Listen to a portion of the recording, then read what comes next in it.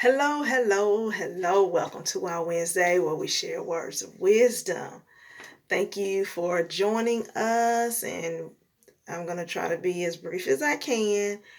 We're still talking about processing pain. This is just another phase of it. I know we've talked about there's a reason why people are public with their pain. This time, I want to talk about there's a reason why people are private with their pain. And I'm one of the ones that's private with their pain. It's just that I've learned a long time ago. It's just you want to keep things to yourself. Um, and not all the time is it good to do so, but I would say for me in my situation, I have had to keep a lot of things to myself because I had a lot of enemies. I've had a lot of people that wanted to see me fail. They wanted to see things not go well in my life.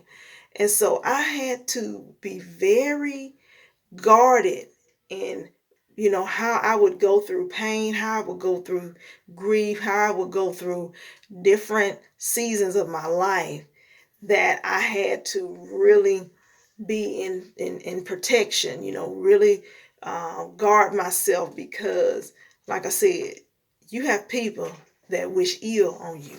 You have people that they love, and they'll show up, they'll pull a sympathy card, and will show that little sympathy card and say, oh, I'm praying for you. Oh, I feel so bad for you. Blah, blah, blah. But they're laughing on the inside, or they're happy on the inside because you're dealing with some things, and they want you to, they want you to suffer. They want you to have a bad day. They want you to have a bad season. They want you to have a losing season. They don't want you to even recover a lot of time. And so you got to know, you got to be discerning when it comes to things like that, because sometimes people want to just know your business so that they can go out and talk about you behind your back. They don't have no intention to pray for you, because they'll say things like, I'm going to pray for you. I'm going to put you on the altar. I'm going to intercede for you. Sister, I love you, and I want to, I want what's best for you. A brother, I want what's best for you, and all the while, soon as you get off the phone with them, they calling up 5, 6, 7 other people, and they're talking about your business to them. And it could be something very private, very secretive, and you may have shared, that you didn't want anybody to know. And sometimes people go through some tough things, and it's hard, you know, and they don't want to have to share things with people who just really making light of what they're dealing with, you know. And it's just unfortunate, but it happens more often than it doesn't. And so some people would rather be private with matters that they're dealing with.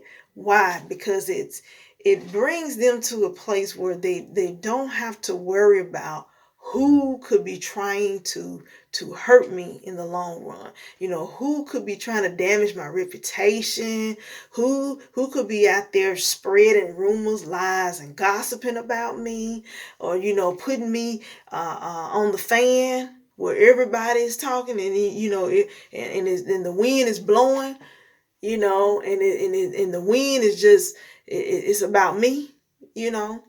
And so you want to be mindful of that, because it happens, and even in a perfect situation where you say, okay, I'm gonna only tell so and so. Well, that person that you only told may be the one to spread your business. It's almost, it's hard to find good people. It's hard to find people you can trust with your information, because everybody, like I said, don't have no good intentions. It may seem like it, but they don't have good intention. And it can very well be the people that you labor with in ministry. It could be people on your job. It could be your family members. But you have people around you. No matter how loving they may seem, you just can't tell them things that are very personal, private. I have found out that strangers, people that are random, I meet randomly. I find myself sharing innermost things with those individuals. Why? Because I only cross their path for a certain time or season, and then that's it. I probably won't ever see them anymore. But the folk that be around me all the time, they always seeing me, on a daily, weekly, monthly basis. I'm seeing you at least once or twice a week. Those kind of folk, you know, I'm on the watch, and I'm trying to observe. And I know that's you too. That's you too. Cause you may not be as private and guarded with your information, but there are times when you are. There are times when you say, I can't share this because this right here, this is too much right here. Because some people just cannot, you go through so much, and it's so hard that some folk can't handle that. They can't handle you giving it to them, you know, because it's too much for them to contain. You see what I'm saying? That's just like with a baby.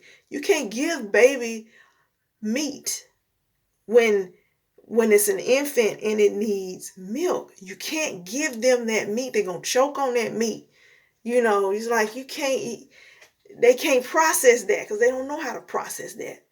And that's like with people. Sometimes they don't know how to process your pain. They don't know how to process. They can't identify with where you are and what's going on with you. They don't even have the words to say to comfort you. And it's hard for folks, especially, and I've been there before, because there were times that people were going through things, and I was young and I wasn't as seasoned as I am now. Thank God, God has graced me and allowed me to go through some things. I'm able to see stuff in a greater capacity, and I empathize more because I have experienced some stuff, and so when I was young and didn't really know a whole lot, things would happen to people, and then I would go to them, and I couldn't hardly say anything to them. It's like I couldn't hardly encourage or minister to them because it was like, I never been through that before. I don't know. I can't identify with where they are. It's like I didn't know what to say. It's just so awkward. And sometimes when you don't know what to say, don't say anything. Because you find yourself saying stuff that don't even make sense. You've heard people come to you after you've been through some kind of pain or loss or going through some, and they'll say something that is just so off the wall. Something that you would be like, oh, wow, I just can't believe they said that. I can't believe they fixed their mouth to say that. And they, because they didn't know what to say. They're not at a place to minister because they can't identify with their pain. They haven't even experienced any type of level of that degree of pain that you have gone through. And then some of them just, like I said, they hadn't even experienced it at all. What can I say? What can I say? I'm praying for you, bro, sis. I love you. And these are some things that you can say when you don't know what to say. Just love them. Just tell them you love them. I'm here for you. You need me. If you need to just go somewhere, if you need to call, I'm here for you. I'm praying for you. Encourage them. Just give them encouraging words, in the midst of it. Sometimes, if you know how to make people laugh or at least make them smile, and if you know how to say, if God graces you with words that you just know what to say in certain situations to make people feel like a burden has been lifted, or, that they can smile again, use those abilities. Use that, you know. Um, Comfort people, Sometimes consoling them, comforting them, and just being there, not having to say anything. Let them talk. Let them talk. Silence is golden. Sometimes people don't like silence because they feel like you always got to say something. But silence is golden. There's a lot to be said in silence. There's a lot. And just being there, being present, that means more than any words that you could try to conjure up, especially when you don't really know what to say, Um, Ease the load of a person that may be going through pain and they're private about it or whatever the situation. Ease their load. Find something to help them with. I'll go get your groceries for you. I'll go pick up your kids. You need Pampers, milk. You need groceries. Do you need me to go get your clothes from the cleaners? Whatever it is, just to kind of assist, to ease the load, because sometimes they're not even thinking about that stuff. They don't even want to do that right at that moment, or they're so weighted down that they just need time to process, unpack, unload. Them suitcases are heavy, like when we go out of town, or you going on a vacation, they heavy. And to carry that around all day, that's a lot. So you want to be able to lay that suitcase down, unzip it, take out everything that's in there, and then, so that you can process the things that you're going through. It makes that suitcase a lot lighter when you can unpack all that stuff. You feel a little lighter, a whole lot lighter, So, just think about those things. Think about those things, because I'm telling you, going public with your pain or being private with your pain, those are two different areas. And I think a lot of times when we're doing ministry, we fail to recognize that if people are bleeding out, provide some type of healing for them. So provide some type of encouragement, comfort, edification. Build them up. Don't keep tearing them down, and find ways to do that. And if you can, get someone else to help you to do it, Sometimes, just like I said, just being there makes a whole lot of difference, And we have to learn how to minister to people. And we got to learn how to encourage and to build people up, because we need to do better when it comes to that department, and a lot of other departments that I could talk about. But we need to do better as a race of people, because we lose one another. We need one another. And we need one another to be our best. When you give your best, that's all you can do. You give your all, that's all you can do. And you want people that are functioning, that are healthy mentally, physically, spiritually, emotionally. You want them healthy in every area of their life. And it's time out for, it's just me, it's me and mine. I ain't concerned about other folk. I ain't concerned about what they do. I ain't concerned about them folk down the street. I ain't concerned about people in my church. I'm not concerned about folk on my job. We're a team. We are a team as a race of people. We need to function as a team, because all this division is not helping us. We can post pictures about racial disparities, Black Lives Matter, all of these different issues. But if we don't function as a team, if we don't get this thing right, we're going to always have this problem, because united we stand. That's team. That's team. That's functioning as a team. When united we stand. We coming together. But when we are divided, we're going to fall. When we're divided over issues that look, let's just reason together. But we sitting here still divided because you didn't vote for my political party. You didn't side with me on this issue or that issue. We can't reason together, find a commonality, and just let's walk on. Let's continue to be for one another. We're gonna lose the battle. We're gonna lose the battle, and they know this. You know what I'm talking about when I say they know this.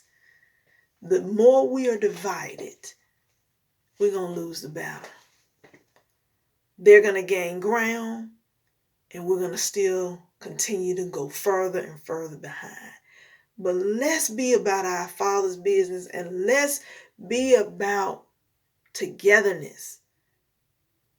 I love my brother. I love my sister. I love you, and I'm willing to team up with you. I'm willing to work with you. I'm willing to patronize what you're doing, support you in every area that I can. Let's come together. Let's network. Let's figure out what can we do to get the ball rolling.